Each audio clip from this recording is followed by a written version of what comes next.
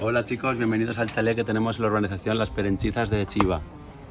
Adelante. La casa es una planta con 3 dormitorios, 2 baños, un salón comedor y una cocina. Y luego debajo tenemos un sótano totalmente exterior. Ahora vais a ver una terraza espectacular y una terraza increíble. Aquí podéis disfrutar del sol todo el año con vuestros amigos y vuestra familia. Las vistas son muy bonitas. Y ahí debajo tenemos una segunda calle que da acceso también a la vivienda. Y lo que no puede faltar en un chalet como este es un paellero para disfrutar de paellas con tus colegas. Como veis tenemos muchas zonas donde podemos comer, merendar, cenar con tus amigos. Y si te ha gustado siempre tener un huerto en casa, te voy a enseñar un sitio ideal para ello.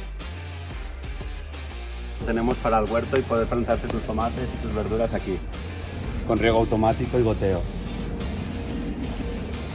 Y para terminar la zona exterior tenemos el garaje.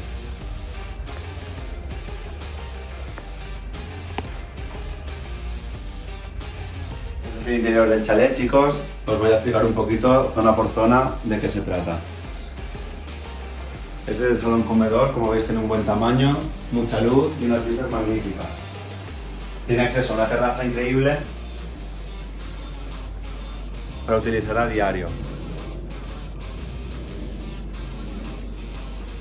Y comentaros también que aquí está el acceso para bajar a la planta de abajo, que luego veremos.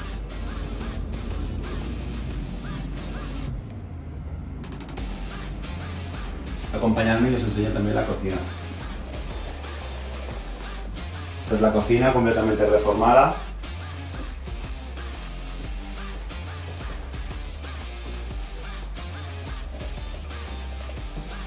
Y ahora vamos a pasar al baño.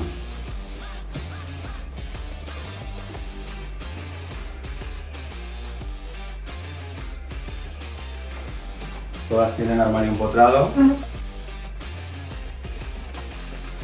Y cada habitación cuenta con un split de aire acondicionado y un radiador de caliente. Esta sería la segunda habitación. Y aquí tenemos la última, que sería la habitación principal. Sería más grande todavía. Y bueno, pues nada, bienvenidos a la planta de abajo del chalet. Esta sala se utiliza como sala de lectura, de música y demás. Como veis tiene también mucha luz y unas vistas panorámicas.